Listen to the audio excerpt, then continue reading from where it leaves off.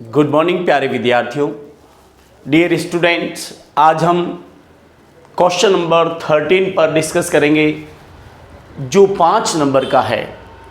आपका एग्ज़ाम 10 मार्च 2025 को होने जा रहा है। इसमें क्वेश्चन नंबर 13वां 5 नंबर का है, जिसे एक्सप्लेनेशन कहते हैं। अब आपको कौन कौन सी एक्सप्लेनेशन तैयार करनी है, बस सिर्फ ये 3 पॉइंट्स तैयार कर लीजिए, आपके 5 नंबर फिक्स हो जाएंगे। मैंने भाषा सरल में ये एक्सप्लेनेशन लिखी हैं।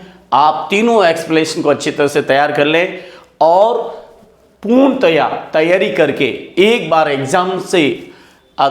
एग्जाम में जाने से पहले ये तीनों पॉइंट अच्छी तरह से तैयार कर लें।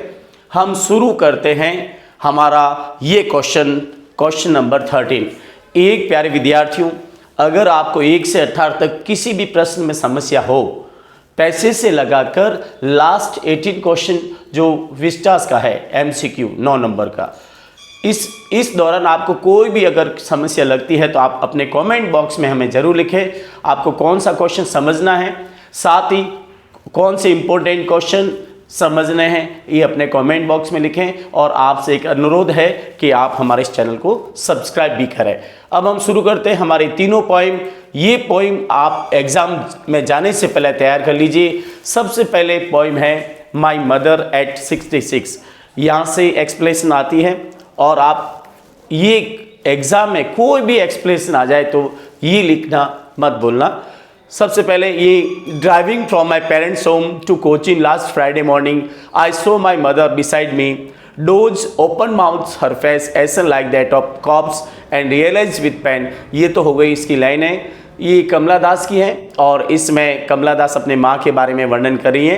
रेफरेंस में इस तरह से लिखना है, आपको एग्जाम में अंडरलाइन करना है, रेफरेंस की स्पेलिंग सही लिखनी है और इस तरह से लिखनी है। These lines have been taken from the poem my mother at 66 written by Kamala Das. ये पंक्तियाँ कमला दास द्वारा लिखित पोइम माई मदर एट 66 से ली गई है।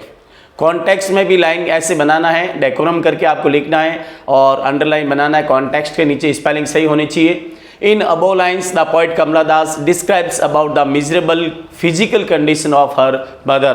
उपरोक्त पंक्तियों में कवित्री कमला दास अपनी माँ की दयनीय शारीरिक स्थिति के बारे में वर्णन करती है। Her mother has become 66 years old. उसकी माँ 66 वर्ष की हो गई है। She has become weak, thin and old. वो कमजोर, दुबली पतली और वृद्ध हो गई है। She has feared to lose her mother. उसे अपनी माँ को खोने का डर है।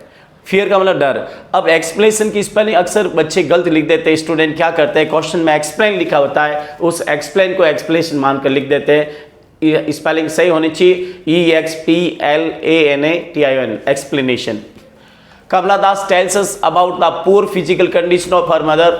कमला दास अपनी माँ की दयनीय स्थिति के बारे में हमें बताती है। शी सेज दैट, वो हमें कहती है, last Friday morning she was going to Cochin airport from her parents home by car. पिछले शुक्रवार की सुबह वो अपने माता पिता के घर से कार द्वारा कोचीन एयरपोर्ट जा रही थी। Her mother was sitting beside her, उसकी माँ उसके पास में, बिसाइड यानी पास में बैठी हुई थी। She was dosing and her mother was and her mouth was open, और वो झपकियाँ ले रही थी। और यहाँ पर लिखना है उसका मुंह खुला हुआ था। माउथ है नहीं मुंह, तो इसका मुंह खुला हुआ था, यहाँ माउथ लिख देना। उसका मुंह खुला हुआ था। Her mouth was open, her face was looking like a corpse. उसका चेहरा एक शव की भांति दिख रहा था। The poet realised with pain to see her mother. कवित्री को अपनी माँ को देखकर दुख हुआ, दुख का एहसास हुआ। रियलाइज का मतलब एहसास हुआ, पेन दुख से, यानी अपनी माँ को देखकर उसे दुख से एहसास हुआ। She was afraid of losing her mother. उसे अपनी माँ को खोने का डर था। To keep away sorrowful thoughts, उस दुख भरे कार के अंदर दुख भरे विचार को दूर करने के लिए she looked out of the car, उसने कार के बाहर देखा। She saw that the young trees were running very fast and happy children were coming out of their houses. उसने कार के बाहर देखा, युवा पेड़ भाग रहे थे और प्रसन्नचित बच्चे अपने घरों से बाहर आ रहे थे। At airport she took sorrowful farewell from her mother and said. At airport पर सी टुक सॉरफुल फेयरवेल, उसने दुख भरी विदाई ली। फ्रॉम हर मदर, अपनी माँ से दुख भरी विदाई ली। एंड सेड, और कहा, see you again soon, see you again, see you soon again, या फिर ऐसे भी लिख सकते सी यू अगेन सून, माँ अम्मा हमें फिर मिलेंगे, यानी हम शीघ्र मिलेंगे।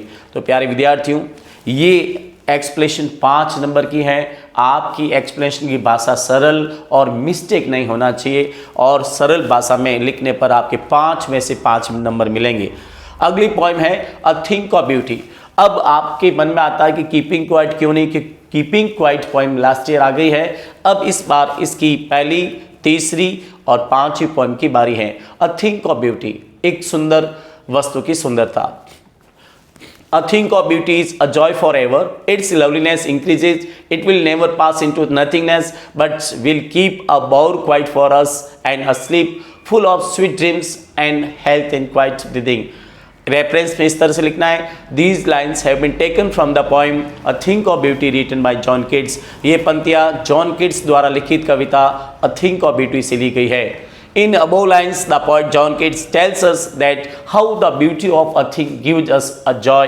यानी कवि जॉन किट्स हमें बताता है कि एक वस्तु की सुंदरता हमें किस प्रकार आनंद देती है, यानी एक सुंदर वस्तु की सुंदरता हमें किस प्रकार आनंद देती है।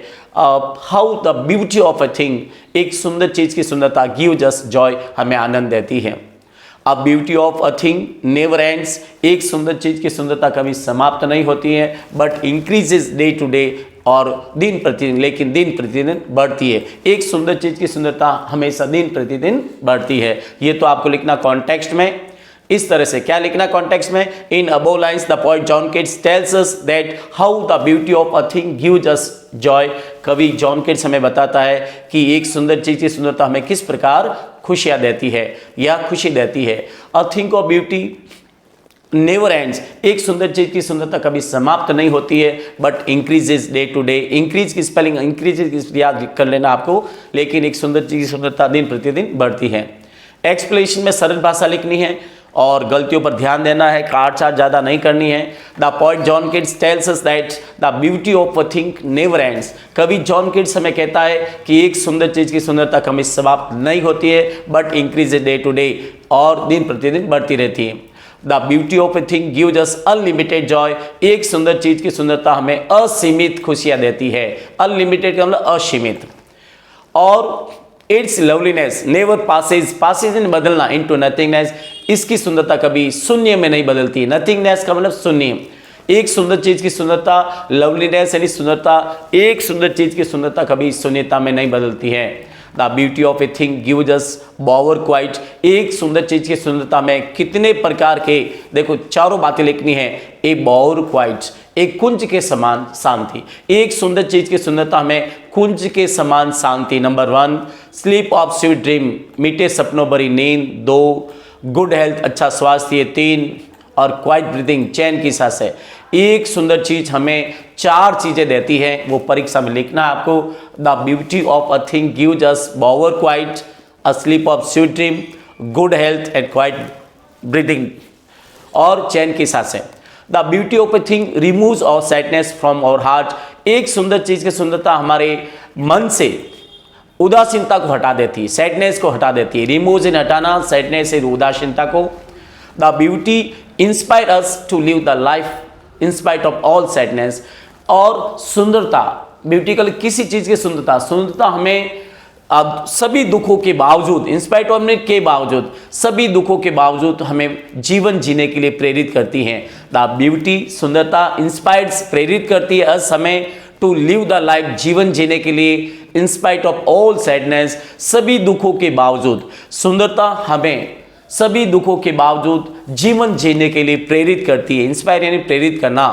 The poet mention some beautiful things in the poem, कवि इस कविता में, जॉन किट्स इस कविता में कुछ सुंदर चीजों का वर्णन करता है, और वो है विचारणी, वो सुंदर चीजें हैं। द सन, आगे पीछे लिख देना, जरूरी नहीं कैसे लिखना है। The sun, the earth, the moon, the trees, the daffodils, the musk rose, clear hills, fountains, और लास्ट में लिखना एंड फाउंटेन्स। और ये सब सुंदर चीजों का कवि वर्णन इसमें पोएम में करता है, और ये सब सुंदर चीजें हमें आनंद देती है।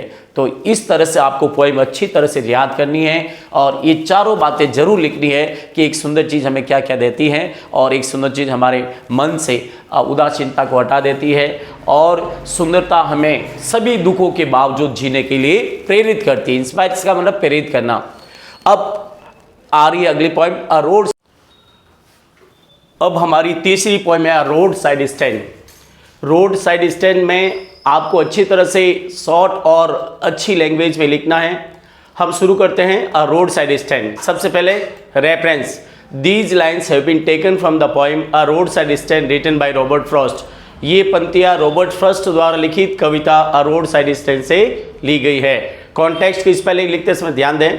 In above lines, the poet Robert Frost describes the miserable condition of that owner who has set up his stand near the roadside. उपरोक्त पंक्तियों में कवि रॉबर्ट फ्रॉस्ट उन दुकानदार के मालिक से, ऑनर का मतलब मालिक का वर्णन करता है जिसने अपनी दुकान सड़क के किनारे पर लगाई है। In above lines the poet Robert Frost describes यानी वर्णन करता है द मिजरेबल यानी दयनीय, miserable condition of that owner, उस दुकानदार, उस दुकान के मालिक की दयनीय स्थिति का वर्णन करता है। Who has set up his stand near the road side stand, जिसने अपनी दुकान कहाँ पर लगाई है? रोड साइड स्टैंड पे। He spends his whole day in the waiting of the customer, वो अपना पूरा दिन ग्राहकों के इंतजार में बिताता है। कस्टमर से नहीं, ग्राहक, होल डे नहीं, पूरा दिन वेटिंग यानी इंतजार में। अब आपको एक्सप्लेनेशन लिखते समय ध्यान रखना है, आपकी भाषा बहुत इजी होनी चाहिए और कोई मिस्टेक नहीं होना चाहिए। आप शुरू करते हैं हम explanation. The poet tells us that the condition of the owner is very miserable who has made his stand just near the road. कवि हमें बताता है कि उस मालिक की स्थिति बड़ी दयनीय है जिसने अपनी दुकान सड़क के किनारे पर लगाई है। सेटअप का मतलब लगाना। और he waits whole day for the customers, वो पूरे दिन ग्राहकों का इंतजार करता है। But the customer don't stop at his shop, लेकिन ग्राहक उसकी दुकान पर नहीं रुकते हैं। He is selling fresh vegetable and fruits. अब आगे पीछे लिख सकते हो फ्रूट्स या वेजिटेबल या फ्रूट्स।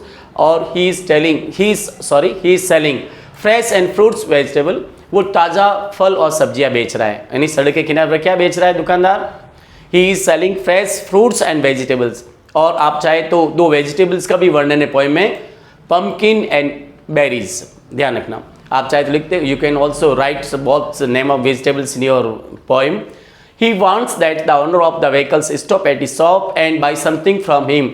और वो चाहता है कि वाहनों के मालिक उसकी दुकान पे रुके और उससे कुछ खरीदे, ताकि सो दैट का मतलब ताकि हिज लाइफ मे रन इजीली, ताकि उसका जीवन आसानी से चल सके। बट इट नॉट हैपन्स, लेकिन ऐसा नहीं होता है। लेकिन ऐसा नहीं होता है। The owner of the vehicles don't stop at his shop, और वाहनों के मालिक उसके दुकान पे नहीं रुकते हैं। And passes away very high speed, और तेजी से उसके दुकान के सामने से निकल जाते हैं। और if they stop at his shop, अगर वे कुछ ग्राहक रुक भी जाते हैं, they only stop to ask the price of things and वे केवल वस्तुओं के भाव और रास्ता पूछने के लिए रुकते हैं। तो प्यारे विद्यार्थियों, आपको यहाँ पर you can also mention the name of 2 vegetables in your poem, अगर चाहो तो। नहीं तो आप सरल भाषा में उस दुकानदार की कंडीशन के बारे में लिखना है जो रोड साइड में अपनी दुकान सेटअप की है। तो ये तीनों पोएम बोर्ड के लिए बहुत इंपॉर्टेंट हैं।